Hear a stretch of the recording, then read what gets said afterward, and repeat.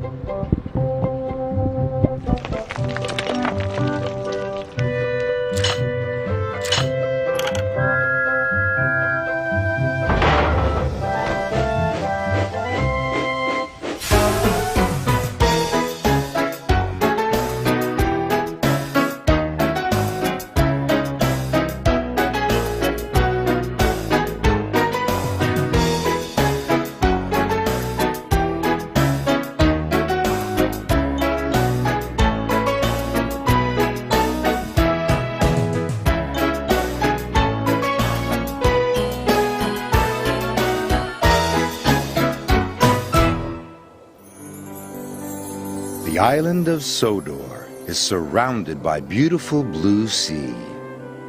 It has fields of green and sandy yellow beaches. There are rivers, streams, and lots of trees where the birds sing. There are windmills and a coal mine, and docks where visitors to the island arrive. The island also has lots and lots of railway lines. Who's that puffing down the track? It's Thomas! Hello, Thomas! Hello, everybody! Welcome to the island of Sodor.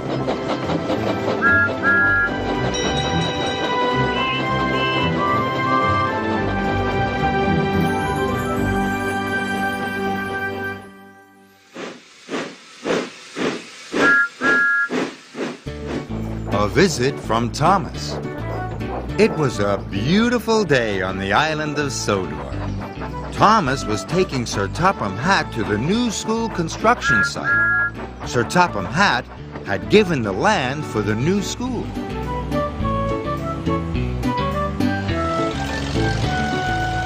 Thomas's friends were all busy preparing the site. A school is the proper use for this land, Sir Topham Hatt said proudly. Let me show you the football field, said Miss Jenny. Buster was having a wonderful time rolling the earth flat. It'll be a great football field, said Miss Jenny. Great, said Sir Topham Hatt. Alfie was happily digging foundation trenches for the school library. It will be a splendid library, said Miss Jenny. Splendid, said Sir Topham Hatt. And this will be the swimming pool, she said. She explained that Oliver had to dig carefully. Obviously, a swimming pool must have very straight sides, she said. Obviously, said Sir Topham Hatt. He was impressed. Soon, his visit was over, and he was on his way home.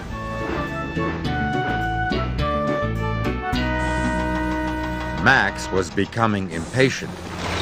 hurry up, He scowled, but Oliver would not be hurried. He was determined to dig carefully. Suddenly, his bucket hit something hard.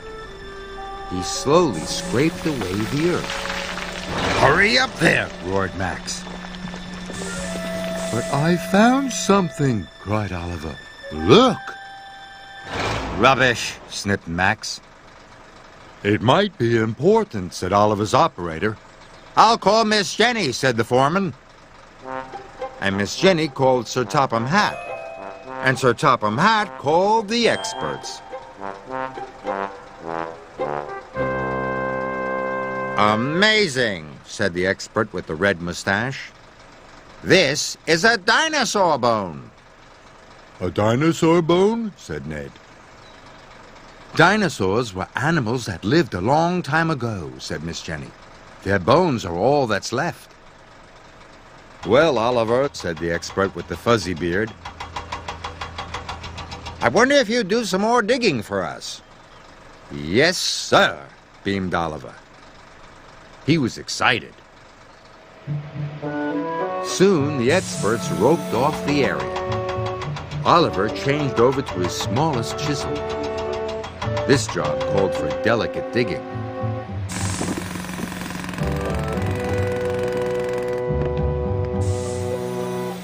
Soon, Oliver found some more bones. Ooh. And some more. And some more. He had uncovered the skeleton of a whole dinosaur. Everyone cheered. This is an important day for the island of Sodor, said Sir Topham Hatt. Thanks to Oliver's careful digging, said Miss Jenny. It makes me proud to be an excavator, said Alfie. A man with a camera even took Oliver's picture.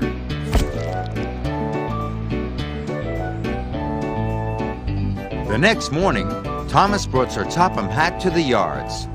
It seems we have a celebrity here, he said.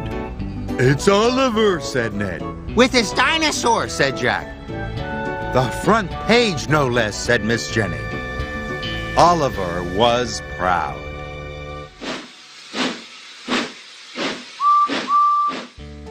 Jack owns up.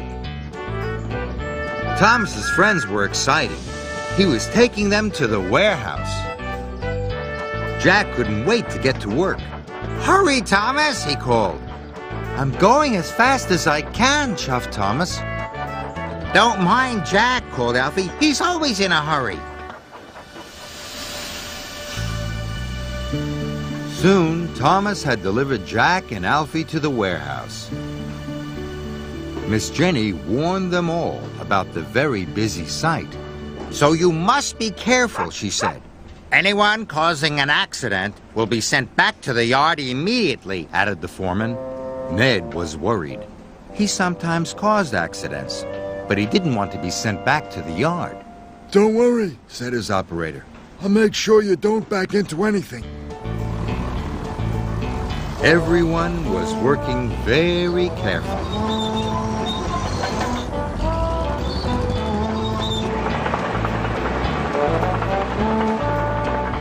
Ned's operator guided him around corners and through the stacks of bricks.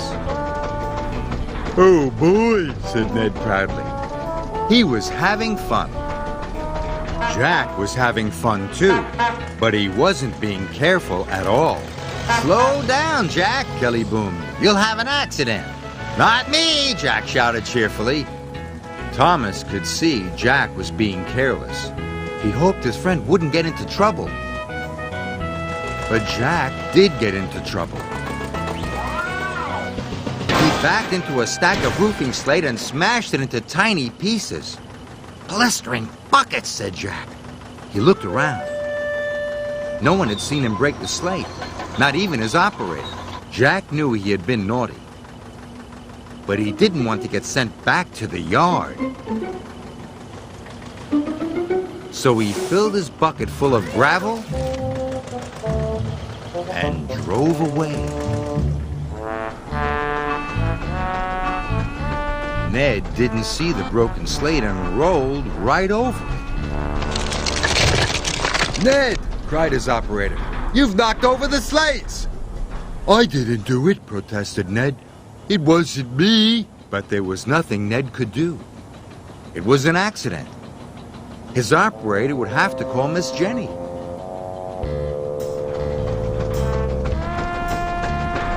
It's not fair. It's not fair, grumbled Ned. Alfie pulled up just as Jack saw Ned driving slowly away. Where's Ned going? Asked Jack. He knocked over some roofing slates, said Alfie. Thomas is taking him back to the yard. Jack knew it was all his fault. What should he do? Alfie could see Jack was upset. What's wrong? He asked. But Jack didn't answer. He raced off without a word. Wait, Jack shouted. Wait! Miss Jenny, Ned didn't break the slate. I did. And Jack told her what he had done. Miss Jenny was cross. It was brave of you to own up, she said. But what am I to do with you? Send me back to the yard, said Jack sadly. And so she did. As Jack was being loaded on Thomas's low loader, he called to Ned. I'm sorry you got blamed for my accident. I should have owned up earlier. That's all right, said Ned. But I'm glad it wasn't me. It wasn't me. It wasn't me, Sang Ned as he steamed back to work. Good for you, Jack, Thomas called. Good for you.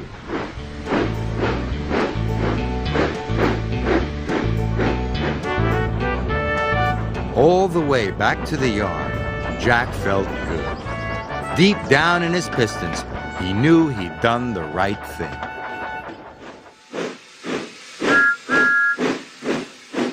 On site with Thomas. It was a simmering summer day on the island of Sodor. Sir Topham Hatt had sent Thomas to help Jack and his friends at the construction site.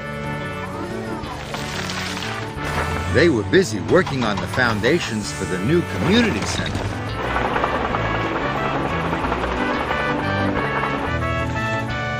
Patrick was pouring concrete for a new platform.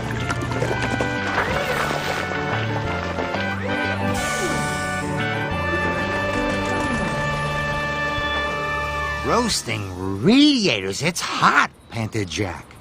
Makes my boiler ache, said Thomas. Out of the way, young'uns, teased Patrick. Someone important coming through.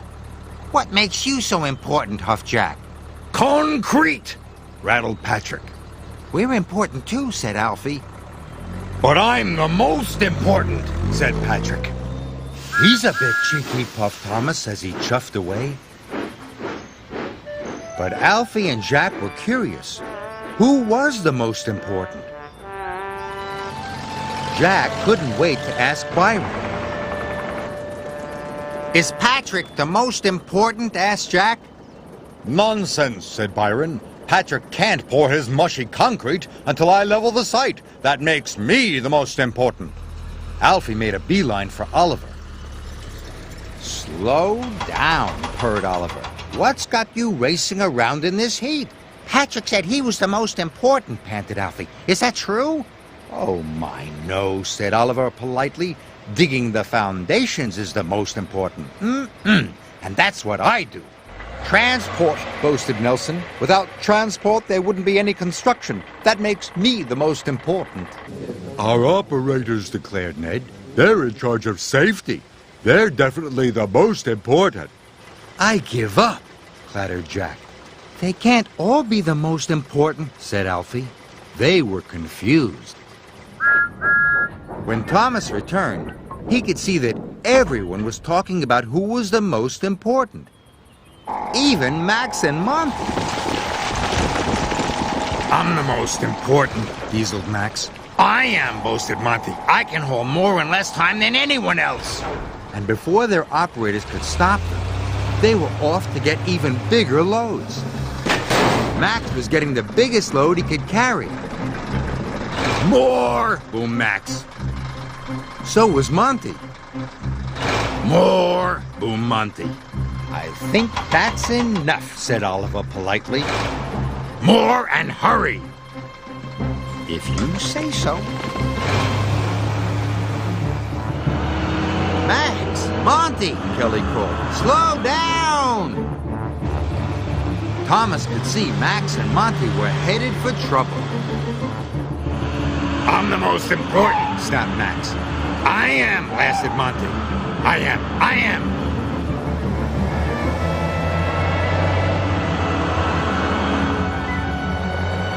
Look out! Shouted Patrick.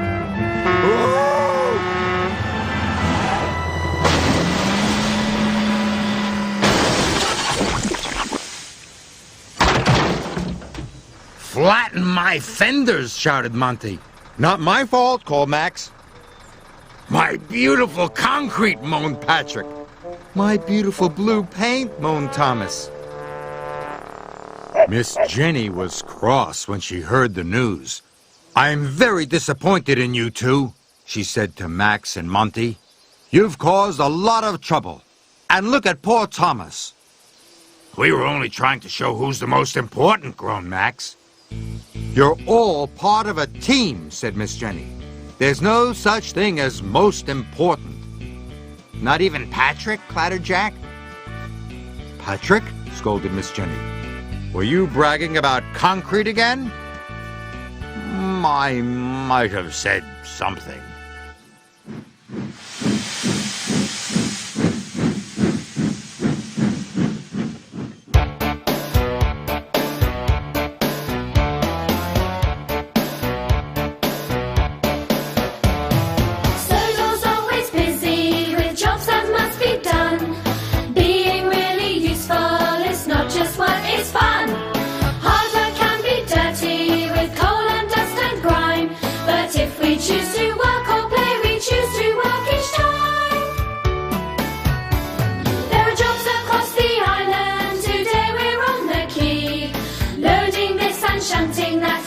Fresh from the sea, we might be in the quarry or pulling the express.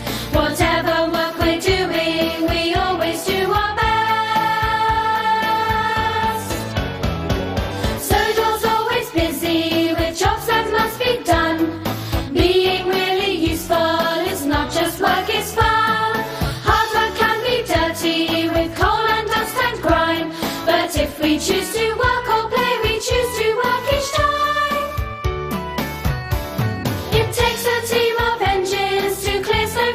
Track. But when you're building buildings, you'll need Jack and his pack.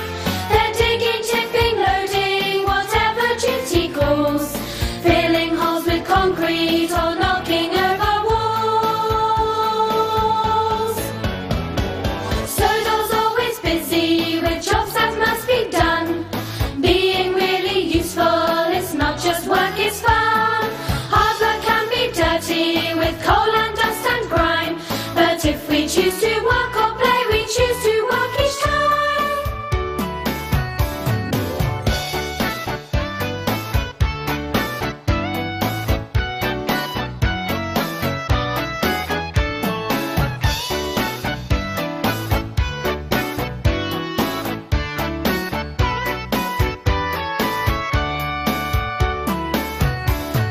What's the next job waiting? Only time will tell.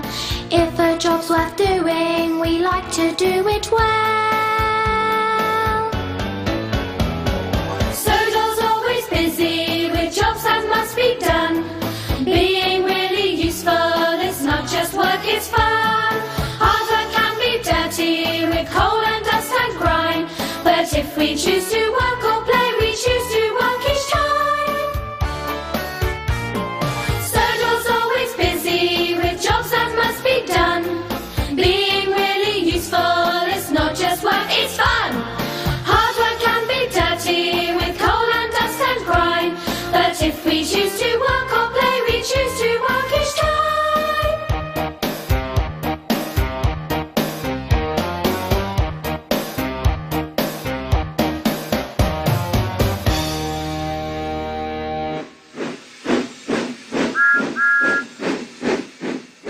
Percy's Scary Tale. It was a foggy, foggy Halloween night. Sir Topham Hatt had sent Percy to work with his friend Alfie. Percy was glad he would be with a friend on Halloween. Alfie was on a night job. He was helping mend the road through Maithwaite Forest. Percy had arrived during the workman's break. Kelly was going to tell a Halloween story. I hope it's not too spooky, said Percy. Me too, said Alfie. He didn't like being scared either. Rubbish, Snarled Max. it's just a story, Sneered Monty. Shh, said Jack. Then Kelly began. Once upon a time, there was an old steam truck. He was very cross. someone had taken one of his headlamps.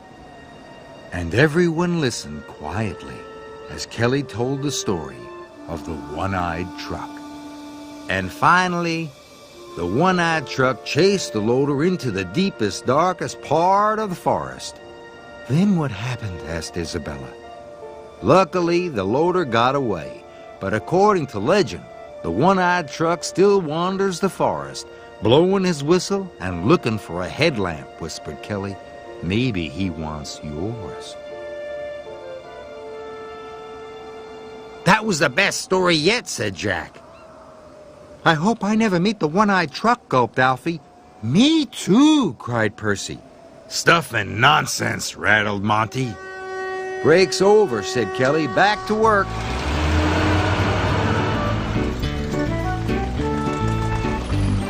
Percy liked working with Alfie. Alfie is small, so is Percy. Alfie is green, so is Percy. They were having a wonderful time, but Max and Monty were up to mischief. It's the one-eyed truck, cried Max. Scaredy, scaredy, Teased Monty. Stop that, boomed Jack. Pick on someone your own size. Max and Monty just laughed. Later, Max and Monty had settled down. Take these loads to the tip in the forest, Said the foreman. and be careful. It's very dark. Yes, sir, said Monty and Max, and they left. As they drove deeper into the forest, it got darker and darker. The woods were full of spooky shapes and shadows. It was very scary. Suddenly, Max and Monty didn't feel so brave. What was that? Clattered Max. An owl, Said Monty. I hope.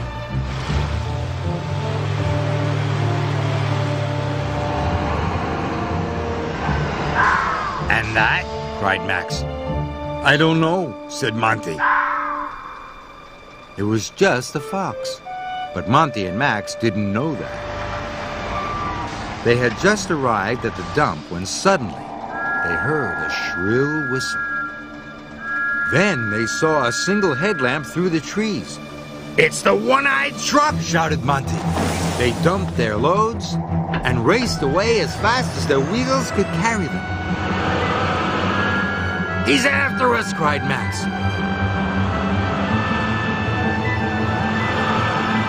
It's the one-eyed truck. Yelped Monty. There is no one-eyed truck, said Kelly. It's just a story, chuffed Alfie. Well, what's behind us then? Said Monty. It's Thomas, Said the foreman. Thomas, said Percy happily. Hello, Percy, called Thomas. Sir Topham Hatt sent me with some more freight cars. Monty and Max felt silly. They were a beautiful shade of red. But everybody else had a good laugh, especially Percy and Alfie.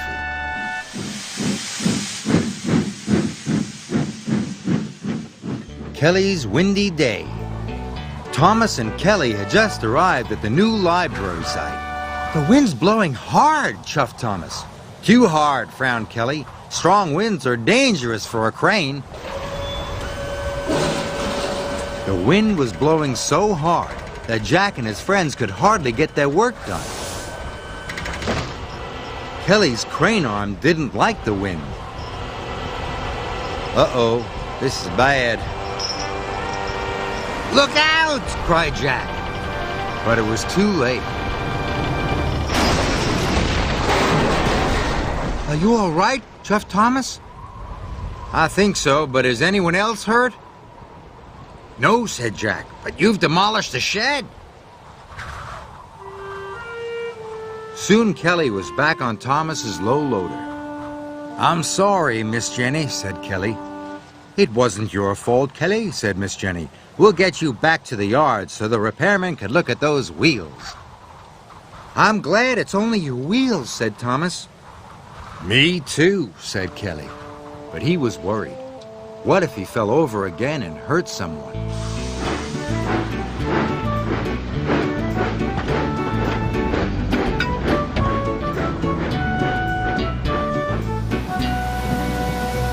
That night, the wind blew and the rains pounded down.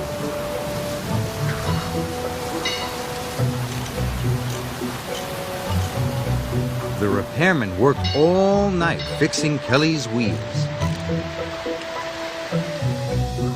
The next morning, the sheds were empty. Everyone had gone to work, except Kelly. The rain had stopped, but the wind was still blowing, and he was worried. Then Miss Jenny came to the sheds with urgent news. "Isabella has come off the road at the quarry bridge," she said. "We must rescue her at once." Kelly was still afraid he might fall over and hurt someone. "Can't you send someone else?" he asked. "Kelly, there is no one else. Isabella's in trouble," said Miss Jenny, "and we must rescue her." Isabella was scared. She didn't like teetering on the edge of the road like a seesaw. Soon, Kelly and Miss Jenny arrived. "Isabella, are you all right?" asked Miss Jenny. "I think so," answered Isabella. Kelly had to remove the piano first. The wind blew and the piano swayed. "Oh dear, be careful." Soon, Kelly lowered the piano safely to the ground. Now he had the hardest job of all, to rescue Isabella. Slowly, he started to pull Isabella back onto the road.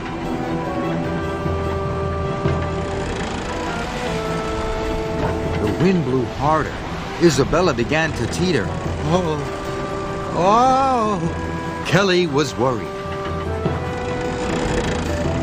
He stopped. "What's wrong?" cried Isabella. "The wind's too strong," said Kelly. "You can do it, Kelly," called Miss Jenny. "You can do it!" Kelly knew he couldn't let the wind stop him. He started his winch again. He pulled harder. And harder.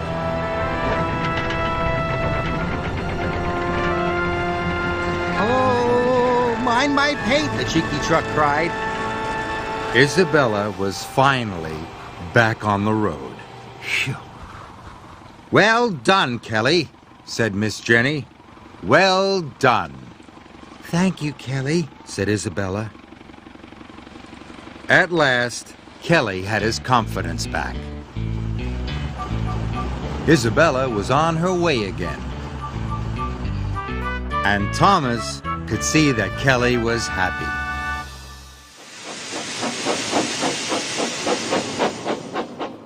A happy day for Percy. It was a gray, cloudy day on the island of Sodor. Percy was taking Alfie and Jack to Kronk Station. Jack and his friends were going to prepare the site for a new repair shed. But rain had made the site a muddy, mucky mess. "Mud can be dangerous," warned Miss Jenny, "so remember." "Safety first," said Byron proudly. "And that means no carelessness," she said to Max and Monty. Yes, Miss Jenny, They clattered. Jack and Alfie were having a wonderful time. Alfie liked mud. This was the muddiest mud he had ever seen. "Mud! Glorious mud!" Alfie shouted as he spun around. Byron was working very carefully. His cuts were straight and precise. "Look at that," he chugged. "A work of art."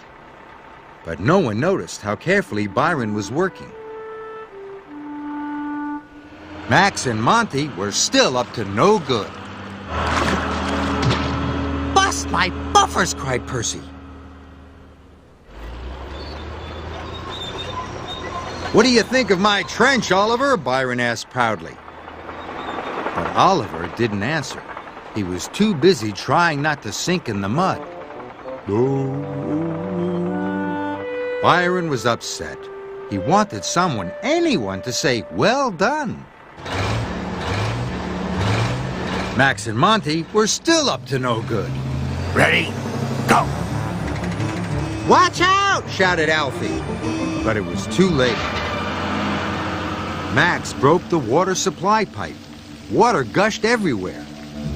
Suddenly, Alfie was sinking into a muddy hole. Help! He cried. I'll get him, clattered Jack. No, shouted the foreman. You'll get stuck too. A workman shut off the water. But there was no way Alfie could get himself out. Byron, Miss Jenny cried. Can you help Alfie? I'm coming, Alfie, he shouted. Byron could see Alfie was sinking in the mud. Grab my blade, called Byron. Alfie reached out. I can't reach it, he cried. Careful, Byron, shouted Miss Jenny. Careful, you'll sink too. But Byron inched closer and closer and closer. Miss Jenny was worried. I've got it, shouted Alfie. Hold on, cried Byron. Come on, Byron, Kelly whispered.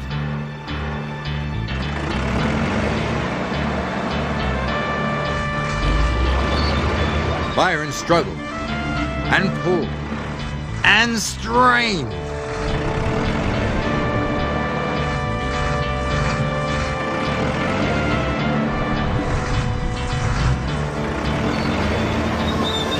At last, Byron pulled Alfie to safety.